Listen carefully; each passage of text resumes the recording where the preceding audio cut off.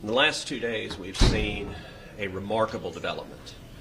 We have seen big tech, we've seen Twitter and Facebook actively interfering in this election in a way that has no precedent in the history of our country. Yesterday, the New York Post broke a story alleging serious corruption of Joe Biden and Hunter Biden concerning Ukraine.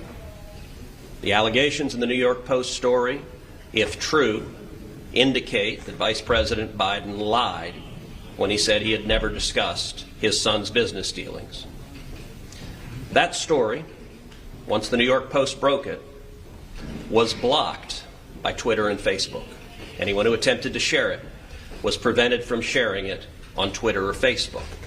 The New York Post itself, when it attempted to put out its story, was blocked on Twitter and Facebook. The New York Post has the 4th largest circulation of any newspaper in this country. Never before have we seen active censorship of a major press publication with serious allegations of corruption of one of the 2 candidates for president. That was last night. This morning, the story escalated and got even worse.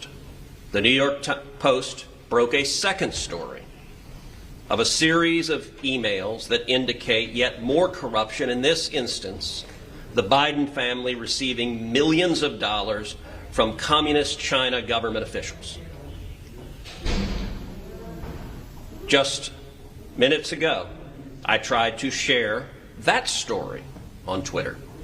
And Twitter is actively blocking, right now, this instant, stories from the New York Post alleging corruption and the Biden family receiving millions of dollars from communist China. This is election interference, and we are 19 days out from an election. It has no precedent in the history of democracy. The Senate Judiciary Committee wants to know what the hell is going on. Chairman Lindsey Graham and I have discussed this at length, and the committee today will be noticing a markup on Tuesday to issue a subpoena to Jack Dorsey, the CEO of Twitter, to testify before the Senate Judiciary Committee next Friday, to come before this committee and the American people and explain why Twitter is abusing their corporate power to silence the press and to cover up allegations of corruption. And let me be clear, I don't know if these New York Post stories are true or not. Those are questions Vice President Biden should answer. But Twitter and Facebook and big tech billionaires don't get to censor political speech and actively interfere in the election. That's what they're doing right now. And so on Tuesday, the Judiciary Committee, the full committee, will be voting on subpoenas to subpoena Jack Dorsey to come before our committee. Can I ask you a technical question on that? Can the Democrats delay that subpoena, or we can? The Democrats can certainly raise procedural objections. They can try to delay the subpoena. I don't believe they will be successful. We are 19 days out from an election, so if the Democrats were to try to play procedural games to delay the subpoena until after the election, that would be obvious and transparently political. Chairman Graham. Thank you.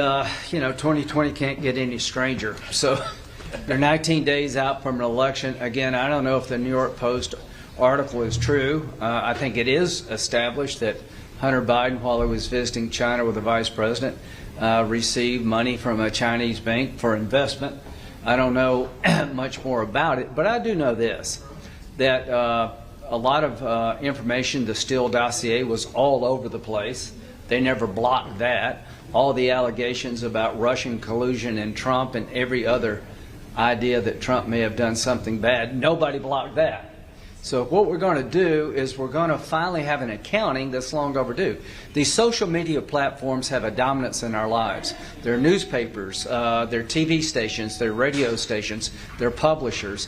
And this, to me, crystallizes the problem better than anything I could think of for the American people. You may be a Democrat saying, I don't want to hear the New York Post. It could be you tomorrow. So the point is that the power behind these platforms have been taken to a level that truly is dangerous, I think. The stopping Americans who have these tools available to them from exercising their ability to share information with their friends. Nobody in Twitter and social media shut down anything about Trump and Russia. So we're going to proceed Tuesday. Hopefully the Democrats on the committee will be as interested in this as we are, because it's us today, it could be them tomorrow. Thank you. I want to say that obviously I agree wholeheartedly with the chairman, Senator Cruz. I think taking this action is absolutely necessary. Yet last night, the subcommittee, my subcommittee on crime and terrorism, invited both Jack Dorsey and Mark Zuckerberg to come and testify. I think a subpoena from the Judiciary Committee is absolutely appropriate and in order. It is absolutely vital. We believe in a free press in this country. We also believe in free elections, and the attempt to rig an election, which is what we are seeing here by monopolies, is unprecedented in American history. They have a lot to answer for, and I hope that we'll subpoena both Twitter and Facebook. They should both come.